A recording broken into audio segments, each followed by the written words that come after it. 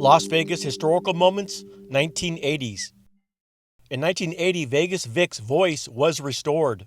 Howdy, partner. Welcome to downtown Las Vegas. But as of now, Vic is no longer speaking again. Also in 1980, Vegas Vicky was installed over Glitter Gulch. Good evening. At least 75 people have died today in a fire in the biggest hotel in Las Vegas. Another 300 were injured. The fire was in the MGM Grand Hotel and Casino, which was built in 1973. About 1,000 people escaped by fleeing to the hotel roof, where they were lifted off by helicopters.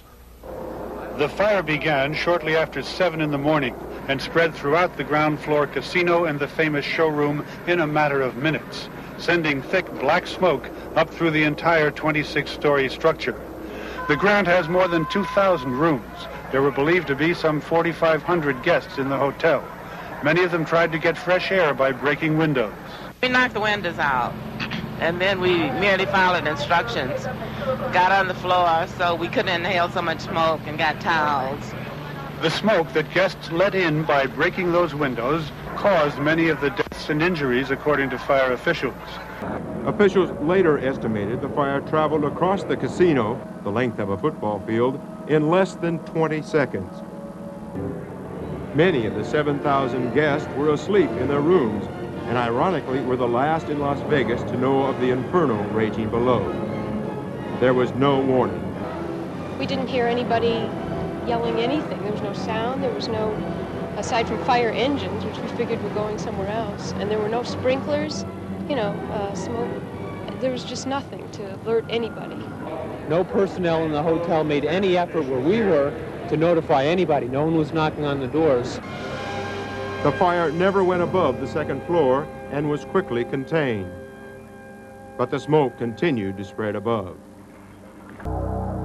This is what was left of the front entrance canopy.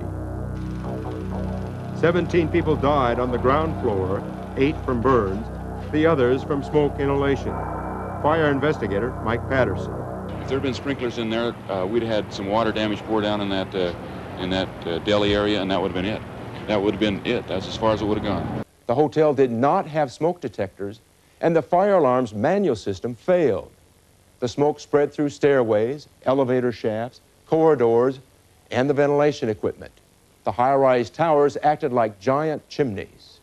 The governor set up a special fire safety commission to discuss strengthening fire safety code. Completely off to the property. Off to the property, gentlemen.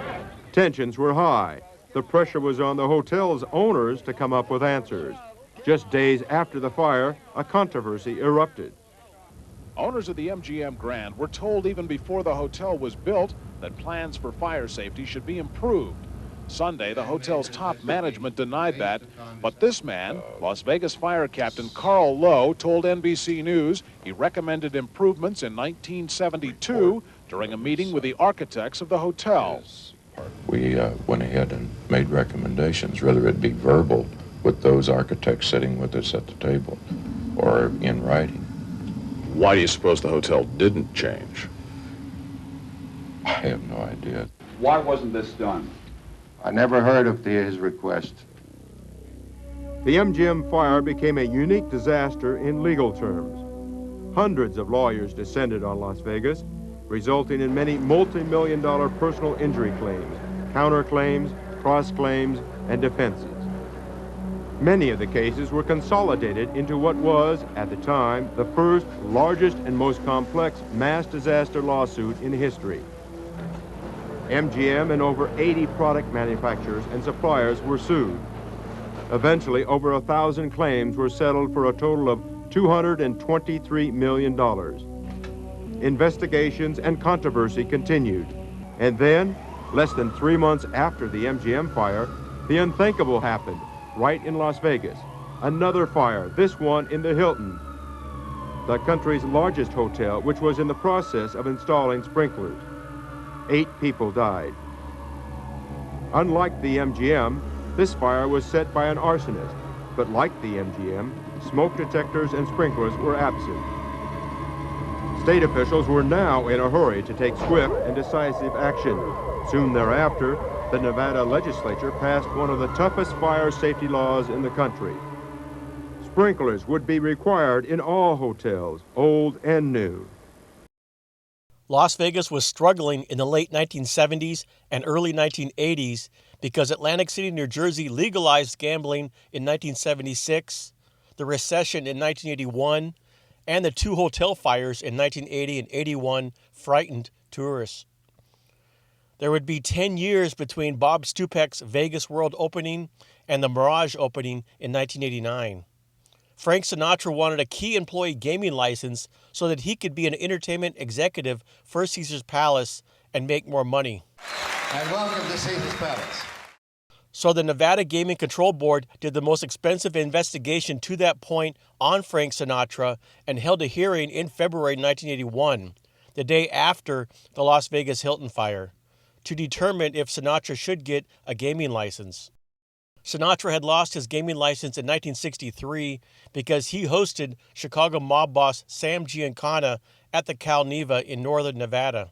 Did you at any time, prior to the purchase of the Cal Neva, discuss that purchase and any financing of that purchase with Mr. Giancana? Never. Did you ever discuss with Mr. Giancana the fact that you might be a front for him at the Cal Neva, or that he might have some type of a hidden interest there? No, never. Okay. There came a time in 1963, sometime between the 19th and the 27th of July of that year, when Mr. Giancana was at the Cal Neva Lodge. Did you have any prior knowledge, or did you issue an invitation to Mr. Giancana to come to the lodge? I never invited Mr. Giancana to come to Cal Neva Lodge. I never entertained him, and I never saw him. Most public officials here, as well as casino owners and the state's major newspapers, endorsed Sinatra's proposed re-entry into Nevada gambling as a shot in the arm for the state's economy. It was clear, although unstated, that the economic situation here was paramount in the hearing. It was equally clear that the result of the hearing was a foregone conclusion. They slobbered all over him when he came in. Let me begin by saying that I never invited Mr. Giancana to Cal Neva. I never hosted for him, and I never saw him at Cal Neva. Well, it's a lie. We knew that was a lie. Of course he hosted Giancana. We had him dead to rights on that. Aye. The board approved his license. I felt they caved in. It was a betrayal. It was a betrayal of the people of the state of Nevada. Ronald Reagan, it emerged, had said he was an honorable person, completely honest. Told me that political power, if you have enough political power or dough, you can get it done. I don't allege any payoffs there. I think you're talking about pure political power reaching right to the White House. The world-famous Caesars Palace at Las Vegas in the state of Nevada, scene of the last and crucial Grand Prix of 1981. Crucial because any one of 3 of the 24 men who are going to start in this 75-lap race could end this afternoon as 1981's Grand Prix world champion. They are Carlos Reutemann, the Argentine driver, Nelson Piquet from Brazil, and Jacques Lafitte, the Frenchman. Caesars Palace hosted the inaugural F1 Grand Prix in 1981. And Villeneuve comes straight through from the second row and crossed to the left, but into the first turn, up to turn 1. The left-hander, it's Jones leading Villeneuve. Drivers complained that the track, which was built on the Caesars Palace parking lot, was too flat and too repetitive. Also, the weather was very hot. Caesars Palace wanted to have some of the race on the Strip, but Clark County would not allow that because that would disrupt daily traffic on the Strip too much. And he sees it, and Alan Jones has won the Caesars Palace Grand Prix. Black Book member Tony Spilatro was arrested while having dinner at Sam's Town because Black Book members are banned for life from all Nevada casinos. In 1981, Spilatro's lawyer, Oscar Goodman, argued before the Nevada Supreme Court that Black Book members should be allowed to go to places that have a restricted gaming license, which are places with no more than 15 slot machines, no table games, and the primary business is not gambling, like restaurants, bars, and grocery stores. The state Supreme Court agreed, but they still can't go to a restaurant or bar that is on the property of an unrestricted gaming license like Sam's Town or Bellagio. On October 4, 1982, Frank Rosenthal survived a car bomb outside of Tommy Roma's on East Sahara Avenue. The explosion occurred about 8:30 p.m. A neighbor nearby said that it sounded like a train fell on my roof. Portions of Rosenthal's car were spread over a 100-yard area. Investigators said an eyewitness told police Rosenthal, dressed in a jogging suit, had just opened the front car door when the bomb went off. I saw a big explosion in front of Tony Roma's restaurant. All the 911 lights lit up and said, something's wrong at Tony Roma's. Well, I, of course, turned my car around, pulled into the parking lot, realized it was Frank Rosenthal when I saw him. Here's Frank Rosenthal wandering around. This car is blown up. The trunk lid to this Cadillac was up on the top of the German restaurant sign. That's how much force it had. Knocked out all the windows. His hair was standing straight up. Mr. Rosenthal had just had his hair transplanted. I remember distinctly him being the most angry about the fact that it burned off most of his transplant. And he was saying, they're trying to kill me, they're trying to kill me. And I was saying, who? And at that point, he shut up. The Hoover Dam's spillway was tested in 1941, and the only other time the spillway has been used was in 1983, after the water level was at the top of Hoover Dam. Southern Nevada's first prominent professional sports franchise, the Pacific Coast League AAA baseball team Las Vegas Stars, had their inaugural game on April 10, 1983. And Bruce Bochy hit the first home run that day in the stadium. The inaugural National Finals Rodeo in Las Vegas was in 1985. Now, new for 1989 at the Riviera, Jeff Kutash's Splash. Even bigger, even better, and featuring world-famous Japanese illusionist Shimada. Don't miss the sensational new Splash, now at the Riviera. Splash was the first water-based show on the Strip when it opened in 1985, and it lasted until 2006. This time, it's a tidal wave. MGM Grand Air introduces Grand Class to Los Angeles.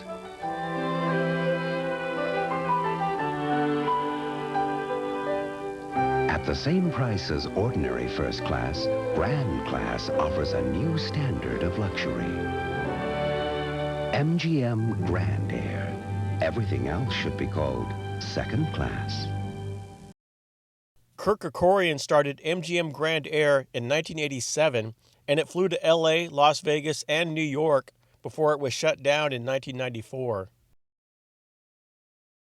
On May 4, 1988, 2 people were killed in Henderson when there was an explosion at the Pepcon plant that injured about 400 people and caused more than $100 million in damages. Destruction for miles. The blast heard from across the valley. In total, nearly 400 people were injured, and 2 workers at Pacific Engineering and Production Corporation of Nevada, Pepcon, did not survive. There were 7 explosions. The final one was a 3.5 on the Richter scale. It is the largest civilian explosion in the history of the United States. Where Pepcon sat is now a large industrial area. At the time, Pepcon was one of 2 American producers of the chemical found in fuel rocket boosters. It was necessary for the space program, but ammonium perchlorate is a really unstable material. Investigators believe the explosion sparked from a welder's torch. All of that's part of your shared memory of life in the Vegas Valley. In 1988, the United States Bureau of Land Management gave the Howard Hughes Company 3,000 acres of land in what is now Summerlin in order to get 5,000 acres of land that is now the Red Rock Canyon Conservation Area. The next year, the Howard Hughes Company began developing Summerlin by building a golf course, and the first Summerlin homes were built in 1990. When millionaire casino owner Bob Stupak laid his bet, he wasn't saying much. He let his money do the talking. $1,050,000. His only comment, he'd be rooting for the Bengals. And that's it. The game is over. San Francisco has won Super Bowl 23. Jerry Rice. The Bengals lost, but Stupak won. The odds were the 49ers would win by 7. They didn't. Stupak was $1 million richer. Not bad for a man who says he's not even a Cincinnati fan. Well, no, I liked the game when the Bengals were minus or +7 all week. I just thought about it all week. I liked it, and this morning I couldn't sleep last night. This morning I got up and decided to make a bet. Little Caesars casino owner Gene Mayday said it was the largest legitimate bet ever made on a sporting event. In 1967, Evel Knievel failed to jump the water fountains at Caesar's Palace as he crashed on the landing and was in the hospital for weeks. Gary Wells also failed to jump the fountains in 1980. We've had 5 approaches so far. This appears to be at 90 miles an hour. He's up. 23-year-old Gary Wells. He's missed it. He's in trouble. He's in trouble. He's down. He's hurt. My God, he's not even moving. He's hurt. He's hurt. Gary Wells breaks his back, both legs, both lungs collapse, and his aorta is ripped from his heart. But he survives. But in 1989, Evel's son Robbie Knievel successfully completed the jump. The distance is 170 feet, a distance Robbie has never jumped before.